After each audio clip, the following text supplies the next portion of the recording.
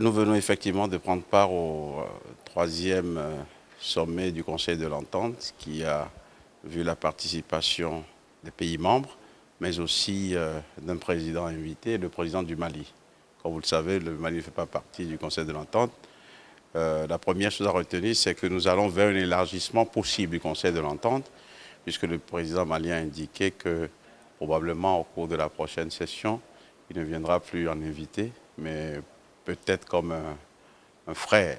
Cela dit, cette conférence a permis aux chefs d'État et de gouvernement de se rendre compte de l'évolution qu'a connue l'organisation sous-régionale que constitue le Conseil de l'Entente, la plus vieille, et qui a eu comme mandat il y a quelques mois de redynamiser son action, de mettre en place une nouvelle gouvernance.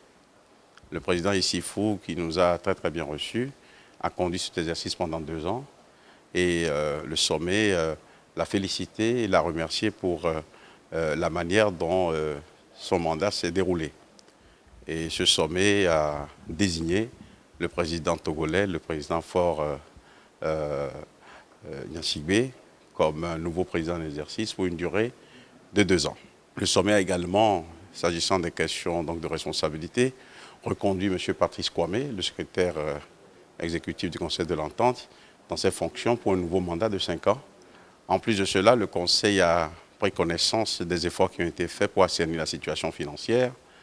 Et la situation financière de cette organisation n'est pas des plus catastrophiques. En ce qui concerne notre pays, nous ne sommes en retard que de notre contribution de cette année. Ce qui veut dire que avec les instructions du chef de l'État, nous nous mettrons à jour très rapidement. Et il est heureux de constater que nous assumons nos responsabilités au sein de cette institution.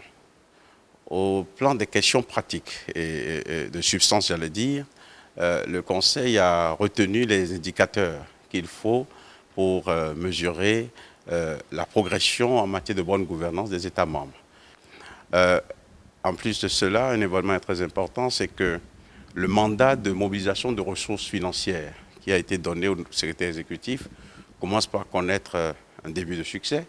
Donc un mémorandum d'accord a été signé en présence des chefs d'État entre le secrétariat des ACP et le Conseil de l'Entente, le secrétaire exécutif. D'une manière générale, c'est un sommet qui s'est passé dans de très bonnes conditions et nous sommes heureux de savoir que c'est le rapport qui a été produit par la division de la gouvernance que dirige un de nos compatriotes qui a servi de trame aux discussions.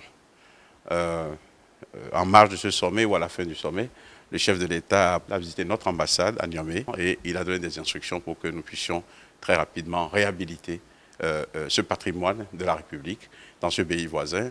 Et il a également annoncé à la communauté de nos compatriotes qui étaient quelque peu inquiètes que notre ambassade au Niger ne sera pas fermée, mais qu'elle va faire l'objet d'une restructuration, d'une réorganisation pour la rendre plus dynamique, plus en phase avec le nouveau départ.